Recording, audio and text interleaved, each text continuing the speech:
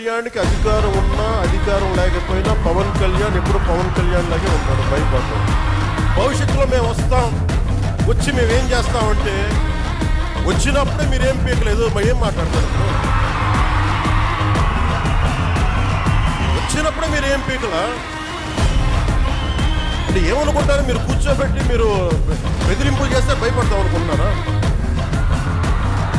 దానికి మేము ఒక్కడు చిన్నప్పటి నుంచి కూర్చొని అమరజీవిని గుండెల్లో పెట్టుకున్నాడంటే వాడికి ఎంత పిచ్చి ఉంటుంది.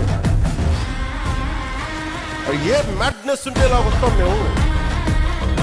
ఏ అండదండలు లేకుండా పార్టీ పెట్టి ఇక్కడ దాకా వచ్చామంటే ఎంత కమిట్మెంట్ ఉండాలి నీకు, సమాజం మీద, దేశం మీద, రాష్ట్రం మీద, ప్రజల మీద. పద్ధతులు మార్చుకోండి. ఒక మాట అనాలంటే అలాంటి తప్పే లేదు. గీతలు ఉంటాయి, గీతలను దాటి మాట్లాడితే మీ చేతికి మళ్ళీ ముద్రలు వేయడానికి ఏముంది? అలా మాట్లాడే వాళ్ళు చెప్తున్నాను ఇప్పుడే. మీ చేతి మీద గీతలను తీసేస్తాం, అంత అరగదీస్తాం, గుర్తుపెట్టుకోండి.